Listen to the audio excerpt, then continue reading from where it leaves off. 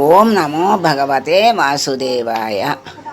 ఆత్మబంధువులందరికీ నమస్కారం. విష్ణు సహస్రనామంలోనే 687వ నామం పుణ్య. అంటే పుణ్యము, పుణ్యస్వరూపుడు పరమాత్మ. పుణ్యము అంటే మనకి సుఖాలను భోగాలను ఇచ్చేది పుణ్యం. పాపం అంటే ఒకళ్ళని బాధించేది పాపం. దానివల్ల మనకి కష్టాలే వస్తాయి తప్ప మనకేమీ సుఖాలు ఆనందాలు రావు. మనం ఎదటి వాళ్ళని కష్టపెడితే మనకు కష్టాలు వస్తాయి, సుఖపెడితే మనకి సుఖాలు వస్తాయి. అందుకని పరమాత్మ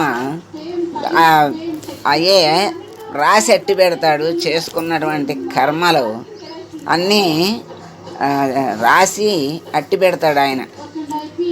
అంటే సాక్షిగా ఉంటాడు, అన్నీ చూస్తూ ఉంటాడు. వాటన్నిటినీ మనకే మళ్ళీ ఎవరి ఫలితాన్ని ఎవరు బ్యాంకులో దాచుకున్న సొమ్ము వాళ్ళకే అప్పచెప్పినట్లుగా ఏది దాచుకుంటే అదే ఇస్తాడు. మరి పరమాత్మ ఇప్పుడు బ్యాంకులో అప్పు చేస్తే అప్పు తీర్చాలి, డబ్బులు దాచుకుంటే ఆ డబ్బుని మనం వాడుకోవచ్చు. అందుకని పరమాత్మ మనకి పుణ్యం చేసుకుంటే మళ్ళీ మనకి పుణ్య ఫలాల్ని, సుఖాలను, ఆనందాలని ఇస్తాడు. అదే పాపం చేసుకుంటే పాప ఫలాలంటే కష్టాలు, ఆ కష్టాల్ని మనకి దుఃఖాల్ని అందిస్తాడు. మంచి పని, మంచి పేరు అనేవి మరి ఇతరులు కూడా బాగుపడటానికి ఉపయోగిస్తాయి. అంటే మంచి పని చేస్తే మనము బాగుపడతాము, ఎదటి వాళ్ళు బాగుపడతాడు. ఒక దేవాలయం నిర్మాణం కోసం సంకల్పించి అందరినీ ప్రోత్సహించి దగ్గరుండి పూర్తి చేయించాడు అనుకోండి, దానిలో భాగం అందరికీ వస్తుంది. అంటే అందరికీ ఆ పుణ్యాన్ని అందరికీ పంచిపెట్టినట్టు అన్నమాట. అంటే మరి చక్కగా సంకల్పం చేశాడు, మరి చక్కగా కట్టించాడు. అందరికీ కూడా ఆయన ద్వారా పుణ్యం వచ్చింది, అందరూ సహకరించారు, అందరూ కూడా మరి గొప్పగా విశేషంగా చెప్పుకుంటారు. అంటే ఆయనకి మంచి వచ్చింది. మరి ఆయన ఎవరెవరికి అవకాశం ఇచ్చాడో, వాళ్ళు ఎవరెవరు ఉపయోగించుకున్నారో వాళ్ళందరికీ కూడా పుణ్యం వస్తుంది కదా. ఆ పుణ్యం మరి ఎక్కడికి పోదు. పుణ్యమైన పాపమైన ఎవరిది వాళ్ళకే ఉంటుంది. వాళ్ళని అది అంటి పెట్టుకుని అనుభవింపజేస్తుంది. మరి ఎందుకు మనకెందుకు అని ఊరుకున్నామనుకోండి, ఏ పనైనా మనకి మంచి పేరు రాదు, ఎదట వాళ్ళకి అది మంచి జరగదు. ఒకళ్ళ మంచి అందరికీ కూడా మంచిని అవకాశం ఇస్తే అది చక్కగా అందరికీ కూడా శుభం కలుగుతుంది, పుణ్యం వస్తుంది. ఆ పుణ్యం వల్ల అందరూ సుఖపడతారు. ఇప్పుడు ఒక పాఠశాలను నిర్మించారనుకోండి, మరి దాంట్లో ఎంతోమంది విద్యార్థులు చదువుకుంటారు. మరి ఆ విద్యార్థులందరూ ఎంతో ఉన్నత స్థితికి వస్తారు. మరి అదంతా కూడా ఎంతో పుణ్యంతో కూడుకున్నటువంటి పని. వాళ్ళందరూ కూడా ఉచ్చ స్థితిలో ఆనందాన్ని పొందుతారు. చక్కని పాఠశాలను నిర్మించారు.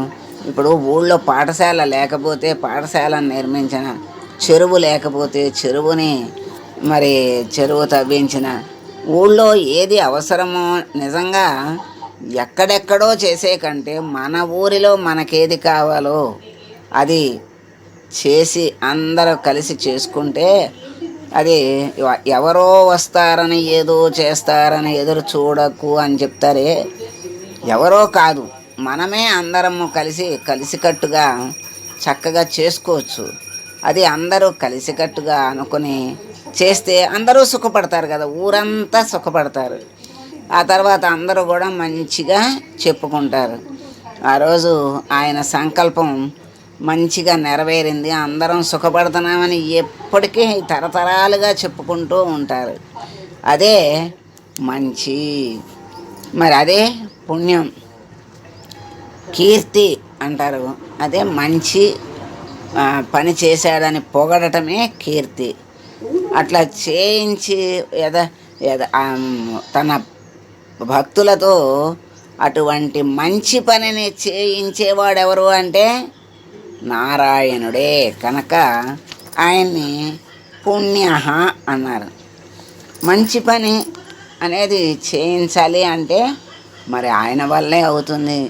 సంకల్పం మన సంకల్పానికి భగవంతుడి సంకల్పం కూడా తోడైతే అది చక్కగా నెరవేరుతుంది, బాగుంటుంది, మరి పని నిర్విఘ్నంగా అవుతుంది అని చెప్తారు. అదే భగవంతుడి వైపు మనం ఒక అడుగేస్తే భగవంతుడు మన కోసం 10 అడుగులు వేస్తాడు అని కూడా చెప్తూ ఉంటారు.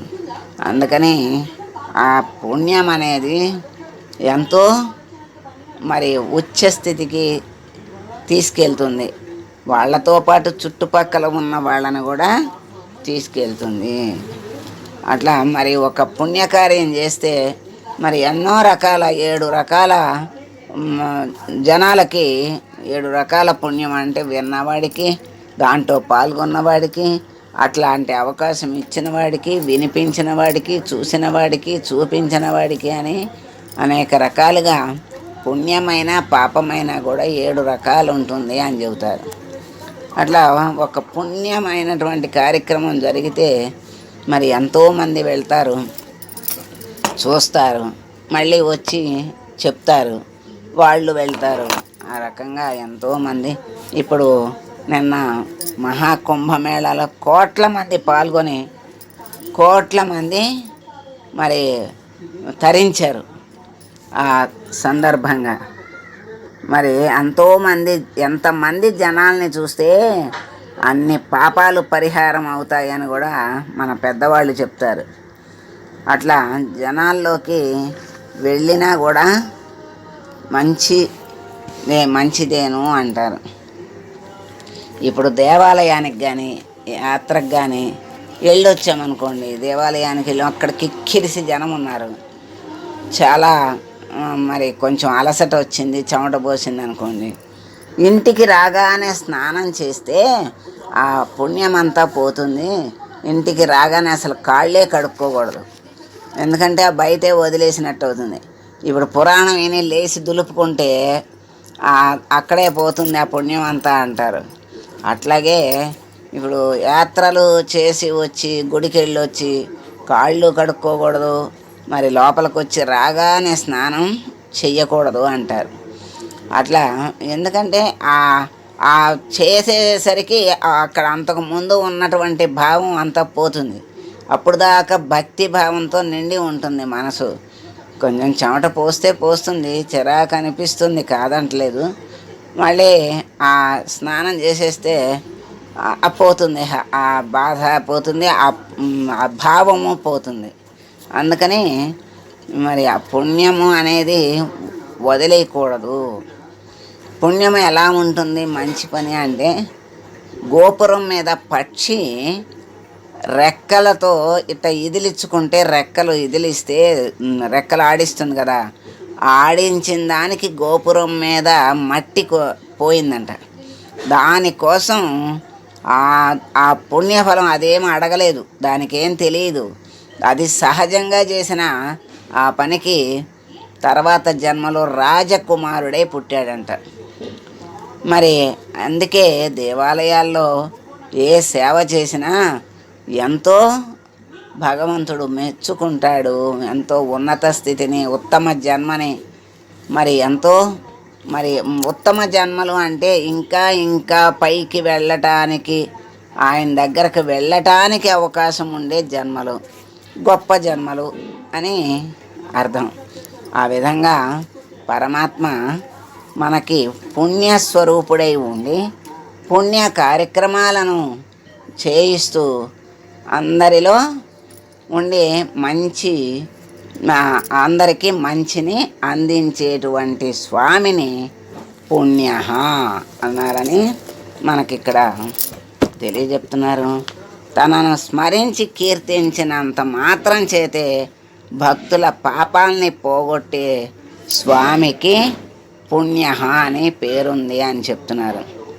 ఆ పుణ్యం ప్రసాదించేటువంటి స్వామి గనక ఆయన్ని పుణ్యుడని అన్నారని శంకరులు చెప్పారు. తన పవిత్ర నామస్మరణ చేత పాపాత్మల్ని కూడా పునీతుల్ని చేసే స్వామికి పుణ్యుడు అనే పేరు వచ్చిందని చెప్పారు. మరి అందుకేగా వైరంతో ఆయన్ని తలిచినా కూడా వాళ్ళకి ముక్తినిచ్చాడు, దర్శనమిచ్చాడు పరమాత్మ. అందుకే ఆ స్మరణే పునీతుల్ని చేస్తుంది.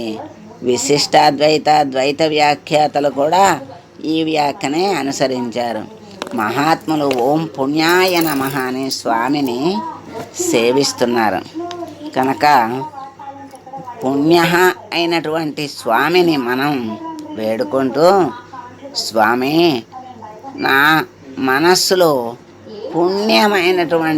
పుణ్యాన్ని కలిగించేటువంటి మంచి పనులను చేయించేటువంటి మనస్సుని మాకు ప్రసాదించి, మరి మన ద్వారా అందరికీ కూడా మనశ్శాంతిని మంచిని కలగజేసేటువంటి శక్తి సామర్థ్యాలను మాకు ఇచ్చి, ఆ పుణ్యము ద్వారా జ్ఞానము ద్వారా మరి ప్రజ్ఞానాన్ని ప్రసాదించి నీ అనుగ్రహాన్ని మాకు ప్రసాదించు స్వామి అని వేడుకుంటూ మంగళం పాడదాం. మంగళం కౌసలేంద్రాయ మహనీయ గుణాత్మనే సర్వలోక శరణ్యాయ సాధురూపాయ మంగళం. ఓం